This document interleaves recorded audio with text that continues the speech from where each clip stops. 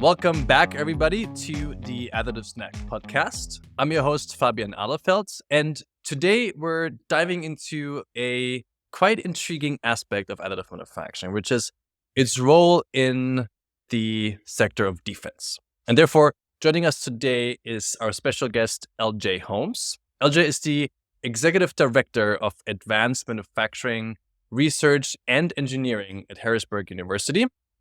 And LJ therefore comes with a very rich background in additive manufacturing, really from its historical roots in the Department of Defense, all the way within its current role in defense and future applications that really underline not only national security, but also reliability. And so today, we'll start by discussing LJ's future and journey from the Army into Harrisburg University, how additive manufacturing has evolved within the defense sector. And we'll also explore some very interesting and undocumented stories of early use cases and current applications within the Department of Defense. So a very interesting episode with a very precise focus. So without any further delay, LJ, welcome to Additive Snack. Thank you so much for having me. I'm very excited to be on your podcast.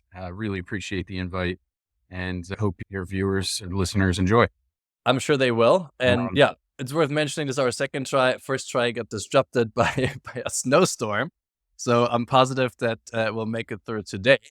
And therefore, let's start by talking about you a little bit. How has your journey been within the additive manufacturing space? I understand you started your journey in the Army. How did that go? And how did you end up at Harrisburg University? Yeah, certainly. So I hope that we can do just almost as well as we were doing last time, because that was the most amazing recording it could have ever been. Unfortunately, that snowstorm.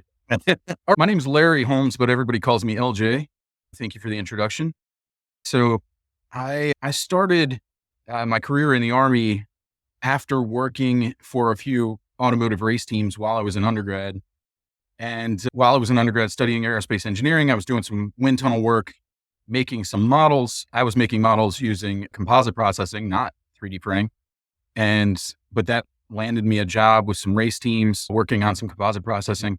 And then the Army Research Lab recruited me out of undergrad because they were looking for somebody that had automotive and composites processing experience. And I guess I fit the bill. Okay. There's, just so the viewers know, the listeners know, that there's a huge difference between paper thin race composites and foot thick vehicle armor composites. But there was a lot to learn along the way, so a lot of fun. I started at the Army Research Lab up armoring lightweight vehicles like Humvees, which were meant to be resupply vehicles, but eventually needed to be up armored. And that was very rewarding, working on protection systems. And in fact, most of my career at the Army Research Lab, I was able to work in protection system programs, super rewarding. Some of the things that I got to work on, just a little step outside of the 3D printing thing, is think about this. The Army Research Lab mission can sometimes be 45 years in the future. Wow. That means that, say, we're working on a personnel protection system, like a bulletproof vest or something along those lines. We could be designing technology for a warfighter that's not even born yet, since most of our warfighters are 18 to their 20s. Yeah. So a 45-year mission means that person that we're trying to save their life is not even born yet. So it's pretty interesting environment to work in. So my background is composites. I consider myself somewhat of a composites expert. And I heard about 3D printing in the early 2000s. I went to my boss and I said, hey, in composites, we have this issue with the XY is very strong and Z not so much, the laminar deformation all the time. And so I went to my boss and I said, hey, there's this thing called 3D printing. Mm-hmm. And turns out you can actually direct and print structure in all three dimensions. We could totally get rid of our issues with Z direction, and it's going to be amazing. We're going to revolutionize composites. And so my boss, also being a composites expert, I've heard stuff like this my whole career. Don't get excited. Go do a lit study and let's figure it out. That was Mick Marr, by the way. Mick Marr, who after he left the Army Research Lab became a DARPA program manager. And so I come back to Mick a few months later I had done a lit review. I had gone to visit some folks who did some 3D printing. And I came back to him and I said, 3D printing is BS, to put it nice. I said it doesn't. It has the same issues that we have in composites. There's no Z direction support at all, or functionality at all, and unless you want to make bobbleheads, it's useless. However, I see the potential, and I think that in the long term, there will be huge potential, and I think we can get around some of that Z direction reinforcement issues. And so I said I think the Army should investigate. Now, the Army has been using 3D printing for rapid prototyping for a very long time, way before I even knew what it was. Kevin Wallace, Rick Moore, Brad Ruprecht, those guys, Lester Hitch, those guys down at Edgewood Chem Bio Center, now DevCom CBC, they're experts, and they've been using 3D printing and additive manufacturing technologies for however many years, long time. And they are experts in making prototypes using commercial off-the-shelf materials and printers. They make training aids and all kinds of stuff for the DoD. Absolutely amazing at what they do. But we hadn't really had any research into 3D printing, at least at the basic academic level for the Army. And the Army Research Lab is considered an academic institute. I think that first program I was awarded, I think it was just my chain of command just saying they were tired of hearing from me. They were like, and it was $80K for a year, that first program, which I think everyone probably listening knows that you can't really build or design or optimize anything for $80K. You can investigate a technology, how it works, but that's about it. But we pushed, and eventually about, 5 years after that, we had some new management at the Army Research Lab, and our management was very interested to hear from the bench level engineers and scientists about what we thought was important. And so with some colleagues who led the effort, actually, I was just there on the sidelines trying to help push the technology. We were able to convince our director that additive manufacturing was indeed a future thing that we needed to be investigating in. And that led to funding that was allowed me to build the Army's flagship facility for material and process development in additive manufacturing. That's at Aberdeen Proving Ground in Aberdeen, Maryland. Still is the flagship for material and process development. Not like what the guys do down at Edgewood. Again, rapid prototyping and probably some of the best in the world. But what we were focused on is understanding the matter-energy interaction, what happens when that laser strikes that powder, or what happens when you overheat your thermoplastic and end up making a big mess on your FDM head or whatever, these things that happen. And how do we develop materials that are robust and versatile enough for Army applications? Because early on, you could get materials that were ABS-like and PLA. The DoD doesn't work with like materials, right? They have very stringent requirements for what those materials need to do. And we ended up having to develop some materials that were useful to the Army and creating some new technologies and investigating typical technologies. And it was a lot of fun to have, because I'm a bit of a tinkerer myself, it was a lot of fun to have an additive lab full of equipment had full and open access to all processing parameters, just everything wide open, which means we broke a lot of stuff. But it was very exciting, and my research team now continues to do similar things. So while I was there at the Army Research Lab, I had an opportunity to work with some colleagues across what used to be RDECOM, Research Development Engineering Command. Now it's DevCom. And a couple of my colleagues, Jim Zanino and Dr. Kate Duncan, we created this interagency working group in 3D printing. We started adding some folks from the other research centers in the Army. The Chem Bio folks were already doing work in that area, so they joined in. Aviation Missile, Kate was from CERDEC, or now C5ISR, so communications. Jim was from armaments. We had Mike, Nick Davinsky, and Joe Koch from Tank and Automotive. Lance Hall from Aviation Missile. And this whole group of folks get together, and Stacy Clark Kerwin, from our headquarters, get together and create the Army's additive manufacturing community of practice. So the history of additive in the Army is a little different than the rest of the services. I think by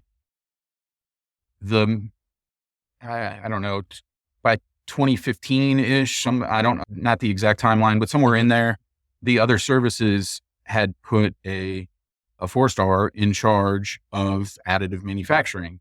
The Army, much larger than the other services, thought that additive fit in a bunch of different swim lanes, and so didn't put one person in charge, which is accurate because it does fit in a lot of different swim lanes. However, that left the implementation and burden of implementation early on to us as bench level engineers, researchers trying to push this technology, which ended up being great for all of us, because while senior leadership always has the best intentions, they might not always understand the technology, right? I think in any situation, not just in mine. And so it was great to not be second guessed as a bench level engineer and just let's keep chugging along. And we ended up creating we created that community of practice. It ended up becoming an official organization within the Army. It's now the Advanced Manufacturing Community of Practice, covering not just additive, but other technology spaces. Okay. And Jim Zanino and Nick Davinsky, who I mentioned, are still leading those efforts for the Army. And they consider me an academic advisor now.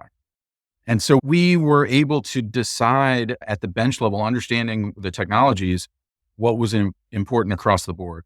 Now, of course, we didn't implement to 2 million soldiers. An Army is 2 million people, right? So, or about.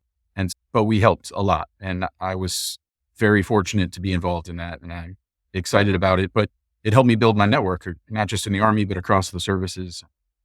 So that was great. And the other thing that I'm really thankful for there at the Army Research Lab was that I had the opportunity to author the Army's research roadmap through 2045 for additive manufacturing. Wow. Now I authored it in 2012, 13-ish. It became real in 2015. So it was a 30-year roadmap for the Army. And it was just an amazing opportunity to have that, to be able to do that with all the input from the community of practice and everyone else. So really building that Army Research Lab roadmap was important to me. And the Army Research Lab still is working through that roadmap. I'm sure they've added and modified and edited, of course, but I'm told by my colleague that it still lives on. And we're trying to, and they continue to try to hit those markers along the way. But that, while I was very fortunate to have the opportunity to author that roadmap, it also led to me leaving the Army Research Lab. So that was like 2015 when it became real. And over 2015, 2016, 2017, we started working our way up this roadmap. We were hitting these markers like we expected. Some we had edited, some we adjusted, but we were really hitting these major hurdles along the way, except for a few. We'd skip a few here and there. And after a couple of years, I went back to look, and everything we were skipping was related to education, workforce development, curriculum development. These things we just kept skipping. And so I had a couple conversations with my chain of command. Again, the Army Research Lab is an academic institute, and they are very out front with STEM and outreach activities. And I got to do a lot of that when I was there as well. But my chain of command was just like, we can't tell a university how to teach additive. And while we can build some training courses for soldiers and Marines, warfighters that want to understand a little bit more, that's fine. But we're not building the industrial base employee pipeline through the Army Research Lab. It's just not their mission. And so that led to me leaving federal service in 2008 to enter the academic environment. I think most of my friends and colleagues around the world, and especially the ones that I've worked with at universities, would not consider me a traditional academic, but I wanted to be able to share my knowledge base and my desire to continue to move additive forward with young scientists and engineers. And to be totally honest, I was getting a little, not burnt out. I was tired of turning a mechanical engineer into an additive engineer and an electrical into an additive engineer. there's already enough red tape in the DoD, as you might imagine, that it makes it very difficult and time consuming and cumbersome, and you end up off schedule and off track sometimes. And so I left federal service to go to the University of Delaware to help them build graduate level research capabilities to be able to build a master's and eventually a PhD in manufacturing science. And so we're getting there. We're almost there. So I was at the University of Delaware for about 4 years at the Center for Composite Materials. Phenomenal place, excellent research capabilities. The Center for Composite Materials is the center of excellence for composites for the Army, Navy, and Marine Corps, and I think even the Air Force every once in a while. It's been a center of excellence for 13 plus years. What they do is amazing, and the team there is awesome. But so I was there. They decided composites should incorporate additive. Great. And so that's why they brought me in. Worked very heavily with the electrical engineering department there too, because my personal research area is in 3D printed functional devices. We can talk about that in a minute, but we're building this great capability at the University of Delaware, which they still have. I think Ingersoll, maybe DMG, Stratasys, ABB, a few of them kept asking me about if I knew about Harrisburg University of Science and Technology. And I had never heard of Harrisburg University, and neither had you before we had started this conversation, right? But apparently Harrisburg University had started this undergraduate program in advanced manufacturing, and I heard about it. I looked into it, looked very exciting, all hands-on kind of ideas. And I was thinking, man, that's what I want. I want hands-on capable students to enter this graduate program we're building at University of Delaware. And so I reached out to schedule a meeting. I came out to Harrisburg to talk with them about maybe the students from the undergraduate program at Harrisburg University be a pipeline to the graduate program we eventually want to have at the University of Delaware.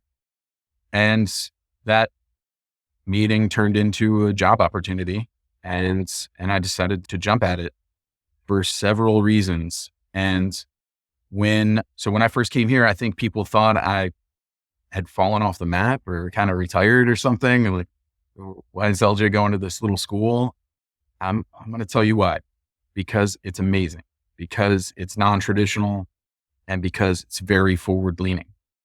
So Harrisburg University of Science and Technology incorporated, I think, or organized, maybe better word, in 2001, first students in 2005. So we're just under or just over 20 years, depending on how you look at it. 20 years old for a university is very young. Harrisburg University's number one priority is to graduate students debt-free. Mm-hmm. We do that by leveraging our graduate and professional development programs to almost fully subsidize our undergraduate programs. And most of we're not perfect, but think about it this way. I'll describe our advanced manufacturing curriculum, but we have students that go to school for less than $5,000 a year, some $1,000 to $2,000 a year, which is amazing and totally different from the typical university in the US. Yeah.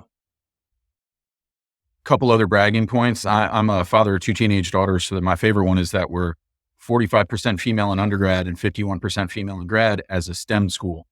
I don't know what the national average is, but I think that we're doing pretty well. It's definitely higher. I've asked our recruiting folks, people ask me all the time, how do we do that? And I've asked our recruiting folks, like, how do we do that? And they say there's no secret. It's that we offer hands-on access to STEM technologies instead of just promising that you'll learn theory, and then if you go to grad school, you might touch a machine. No, everybody gets involved from day one, freshmen. And so that apparently has been very appealing to female students who want to get into STEM. And we're happy to do it. Love it. So we started the advanced manufacturing program started before I got here. Of course, they started about 6 years ago now. So we're going to graduate our 3rd class in May. Mm-hmm. So we're going to have 3rd class of graduates. So still a new program, still learning and building. My predecessor, Dr. Chip Shreeru, unfortunately passed away of COVID during COVID. But he was building an amazing program, and I'm happy to jump in and continue with my partnerships and the people that I work with on the research side. On the curriculum side, my colleague, Dr. Richard Pitts, is the program lead for the Advanced Manufacturing undergraduate program. He's a phenomenal leader in curriculum and academia and a true academic as opposed to me. So we've built some amazing capabilities in advanced manufacturing. I see a lot of programs that call themselves advanced manufacturing, actually a lot at the high school level. I've been looking around. I visited a high school, a tech high school recently that has an advanced manufacturing program. I went to see it. It was machining, which is important and also part of our program, but that's not all advanced manufacturing, right? And so I asked the lead there why they called it advanced manufacturing. And he said, to be honest, it was just the buzzword. So we picked it up so students would get interested. And I'm like, that's great for you, but that hurts us in secondary and at college and universities when you call it something that it's not. Yeah. Anyway, but we consider advanced manufacturing to be the advancement of either materials and processes in manufacturing. So creating new materials, creating new processes, or using traditional materials or traditional processes in a different way, and just continuing to evolve manufacturing. So just a little bit of info about our program, because I think it's amazing too. And then we'll jump back to the DoD.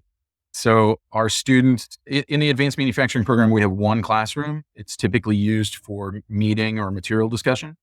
Everything else is taught in the lab. It's all hands-on. When I took engineering undergraduate courses, I took classes 2 to 3 days a week, a separate lab. That lab was typically taught by a student or a TA or a lab instructor or something along those lines. And rarely did that lab activity ever really align with the syllabus of the class. And I've seen that in not just my undergrad, many other undergraduate engineering programs across the US. And we get rid of all of that issue by teaching theory and practice in front of the equipment. And so by the time our students graduate, we expect them to know 2 to 3 robotic processing languages, 2 CAM packages, 2 CAD packages, and be expert operators in autonomous systems, robots, 3D printing, machining, welding, whatever it may be. That's our program, and it's amazing. And I love that the university is small. It's very lean at the top. No red tape. I think my nickname at the Army Research Lab was Loophole. I haven't had to use that nickname here at all. They're pretty excited to get ready and go do some things. Please look up the website jdammit.com, jdammit.com. Last year, we held a conference for advanced manufacturing in September. It's defense focused. That's JDammit's Joint Defense Advanced Manufacturing Meeting for Innovation and Transition. And it's really about how are we using these technologies and how have they been transitioned to the DoD, or how are they currently being researched to be transitioned to the DoD? And it's all hands-on. It's a 3-day, there's a keynote kind of thing in the morning, and then the rest of the time you spend in the lab is elbows deep, hands-on as you want. And we had some wonderful people from EOS with us last year, displaying our P110 and allowing attendees to learn how to change out material, break out a build. We get everybody gowned up, full PPE. You want to touch, taste, smell, whatever it is, get involved in that in advanced manufacturing. This is the way to do it. Okay. So enough, I think, about Harrisburg University. We should talk a little bit about the DoD. Yeah. No, man, this was a lot to unpack, but I did not know how instrumental you were in the Army and building the additive manufacturing roadmap. I think that's super interesting. And it's interesting to really understand that you came from composites, you really built that additive manufacturing strategy for the Army, and now you're building the workforce of the future, really, for not only the Army, but for the industry. Which is, if you think about it, a natural progression, and you're really making sure that the pipeline of talent is filled. When I went to college, yes, we had labs, like you said, but those were the exciting classes, not the theory. So it's really interesting to see that you guys solely focus or mainly focus on hands-on activities. And we should actually talk offline on how we can support that even more. That sounds great. The industry.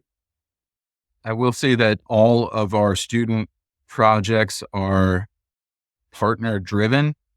So whether they be our industry partners or our government partners, our students have to do 2 projects in their undergraduate curriculum. Some universities might call them cornerstone and capstone. We call them just project 1 and 2. Project 1 happens freshman to junior year. Project 2 is the senior project, but every student gets to pick the type of work that they want to, type of project they want to work on. And then we try to align them with an industry partner or government partner. And that works about 99% of the time. There's one or two in there that we have to figure out. But for the most part, our industry partners have just been phenomenal at allowing our students to work on their problems and try to solve some things. These are 18 to 22-year-olds that are working hard in the lab to try to solve an industry level problem. And that's great. I love that. Yeah. So since you did play such an instrumental role in the strategic roadmap of the Army and still play a role through what you just described, also through conferences and the talent that you place into the industry, what are some of the use cases now that the Army or in general the Department of Defense is leveraging additive manufacturing for? Where do we see true impact of advanced manufacturing specifically to additive now? So you led your listeners into maybe hearing some off the books stories. I'm going to tell you one off the book story that may or may not be true and is not documented. So this could be just LJ story time. Okay. In the late 90s, early 2000s, there was some DED type technologies being developed. Sorry about that. A lot of which were funded out of DARPA programs. One of those ended up at an Army depot, and that Army depot was in charge of fixing tanks that were coming back for repair. And the guys there at the shop, they were typically welders and machinists, grasped on to that technology when it got into their office, their space, their labs, their workspace on an assembly line. It seems weird for maybe a DED-like device to be on an assembly line at an Army depot in that time period, right? In their late 90s, early 2000s. And anyway, they embraced the technology early on. And it turns out that there were several times where that group was working on engines that were jet engine style engines, and they have turbine blades inside of them that were being worn or broken. And they used this technology to fix those parts or recreate those parts, and signed off as the program engineer on the assembly line, signed off as a modified welding technique, because DED is a modified welding technique, right? Yeah. And in this magical, fantastical, fictional description that I just laid out, which is obviously not real or documented, there would have been many additively manufactured or additively repaired parts that have been on operating military vehicles since the early 2000s without being documented as additive, modified welding technique. And so then you get to the point where our bureaucratic system takes control, which there's a lot of benefits to. One of the cons is that it slows things down and may provide a lot of red tape, and may need to also instill some certification and qualification or some requirements that could continue to slow things down. So I don't know how many flight critical or propulsion critical components have been additively manufactured and put into current military vehicles. But in this hypothetical that I've laid out, the Army has had them in vehicles since the early 2000s. That might be the earliest use case of blade repairs of the industry that nobody potentially knows about. Nobody knows about it. Yeah. Awesome. And of course, if there were people that were doing this at some Army depot, they have since retired, and those stories are long forgotten. Yeah, man, that's interesting. Thank you for sharing this hypothetical story. I think, but let me share a little bit about some of the things that are going on in the DoD that I see. And I know we've been recording for quite some time, so I'm going to focus on a couple things. I think I gave an interview at Mill AM last year with Melanie Lang, and I talked about how I saw the industry going toward the extremes. Mm-hmm. And by that, very big and very small. I think those things are still happening. The very small things, it's super interesting at what types of physics problems we can attack on the light spectrum scale that we can now attack with very precise nano to micro size additive manufacturing. That's amazing stuff. I think there's huge upside to that in the future.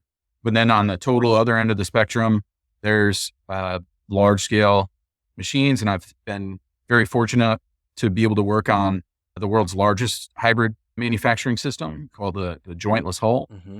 And I've got a picture I'll show you guys in a little bit. But the idea behind jointless hull is that since Vietnam, the vast majority, I think in the upper 70s, percentage wise, vast majority of vehicle losses have been due to underbody blast or roadside bombs, that sort of thing. And the failure mechanism or the failure location is often, if not 100%, the weld or joint in the hull of the vehicle. Okay.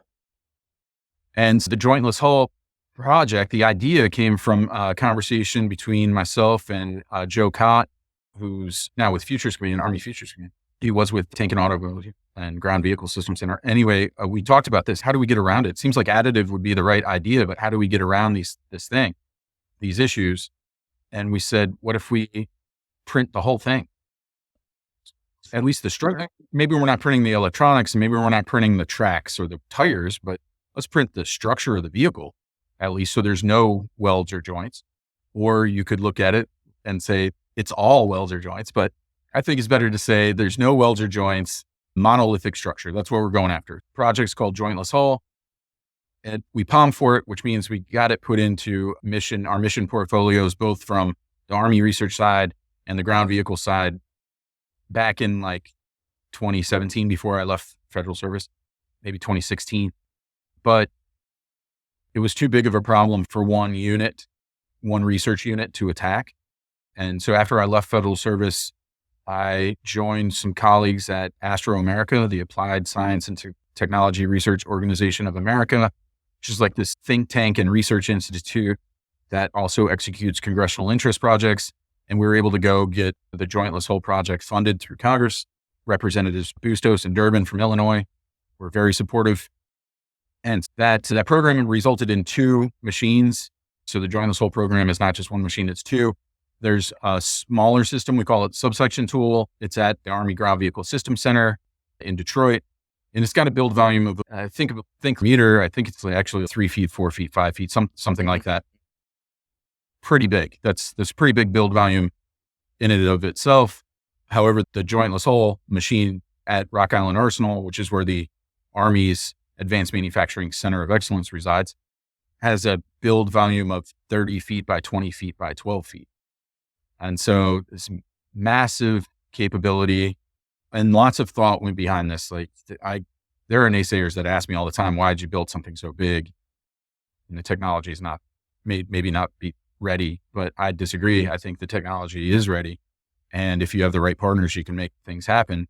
In this case, the implementation team, the prime contractor was Ingersoll Machine Tool, and they worked with Meld and Siemens Digital Industries to manufacture this large machine and did a phenomenal job. And so we've been working on it for several years now. The machine is installed at Rock Island Arsenal, and we've been printing some sample parts lately. And I think next month we actually are going to print our first very large, very long, multi-day print. I'm very excited about that. Wow.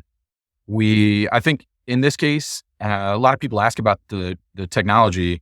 And so I want to address it here, as I do whenever anybody asks me, why friction stir additive. They normally say why melt, but they're really asking why the technology, friction stir additive. We did a huge investigation of all the metal AM capabilities around the globe and in the US especially, and invited all of those organizations that we thought might have a chance at being able to build this large thing. And many which just said, we're not ready, which is great. I love that they were honest and forward about that. But when we looked at the technology space, Ingersoll also looked at this as the lead of that team and partnering with Meld. When you look at this technology space, we knew that we were going to want to add and subtract, right? It's a hybrid machine. We're not going to get the full functionality, full design capabilities out of just an additive machine. And so we knew that we needed subtractive in there as well. And there's no way we're going to print something the size of a tank and then put it in an oven and then put it back in the machine to machine it down to tolerance, right? That's not going to happen. And you wouldn't be able to create any internal structure either. So friction stir additive offers the largest library of materials that can be directly deposited and then subtracted immediately without going through a heat treat cycle. It is. You have no stresses really. There's by no means that perfect. And some of the materials that you might use definitely needs heat treatment, but some don't. And friction stir offers probably the largest library of those materials that don't need that heat treat cycle in between. And now, if your material is structurally sound enough that you can deposit and machine and create the large structure and then put it in an oven, that's even better. So I'll show that machine here in a minute. I know we're running through some time. I think the other thing that's super interesting to me that relates to some of that small scale stuff is multi-material processing. While the jointless hull tool is hybrid, it does two things, right? It does some additive and subtractive technology. But my personal research space and what I find so amazing going on in the DoD is printed functional devices. And I'll show you a couple examples here in a second, but think about, should have turned my ringer off of my phone, so I'm sorry to your listeners, but think about your phone. It's a rigid rectangle, and so is your laptop, and so is your monitor. And Fabian, why do you think those things are all rigid rectangles? Because of the silicone, right? Yeah, because the circuit boards inside are all, what they're made of are all rigid rectangles, right? But if we could 3D print those electronics, then perhaps we could create some things that were more, not just functional, but ergonomic. Is this ergonomic? My kids drop these things all the time. Right? I do every day. Exactly. Right. So is it the proper design for a phone? I don't know. I'm not a phone designer, but I know that if I could offer the world the opportunity to be able to print in 3-dimensional electronics, functional devices, that we might open up design space, might open up design freedom. And that's been the additive motto for quite some time right now. So we're just throwing in electronics. I'll show you a couple examples real quick. It's the parent company for Enscript.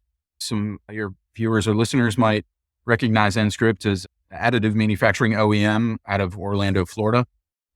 And again, Superior, the parent company, is a research arm as well. I've worked with them for many years. And here you see some examples of 3D printed functional devices. In this case, these are 40 millimeter rounds. Now, these are non-lethal 40 millimeter grenades. Here's also another non-lethal one, but you get the idea. In my hand, this is what a 40 millimeter grenade round looks like, about the size.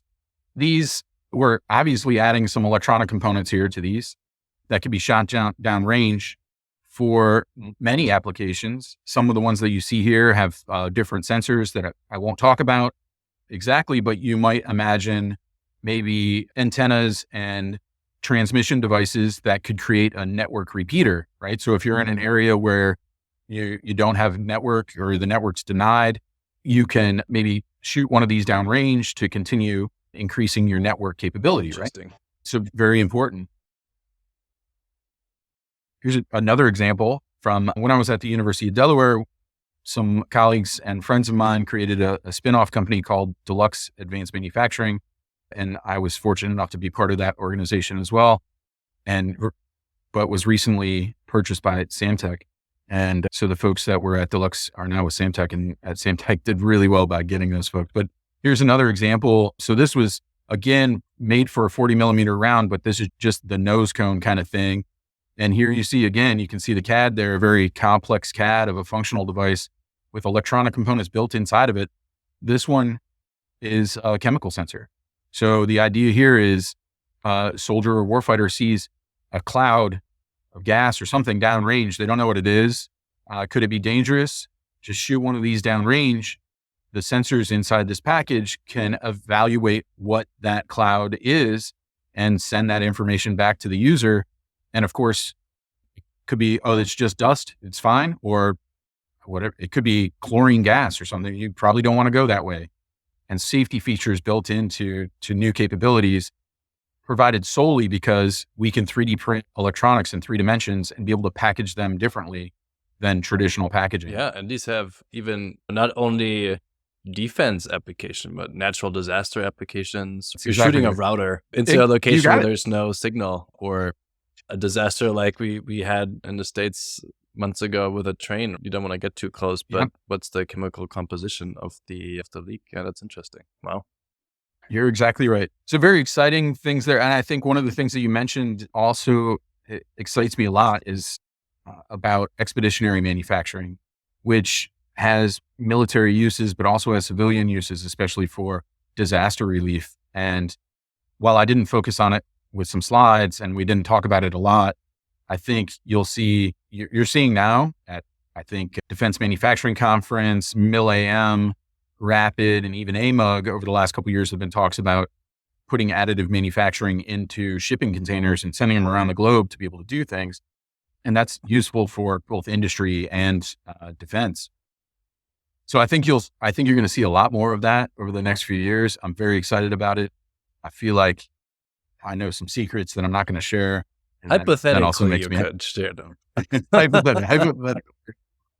Okay. So enough lead up. Here it is. Here's the big machine. Wow.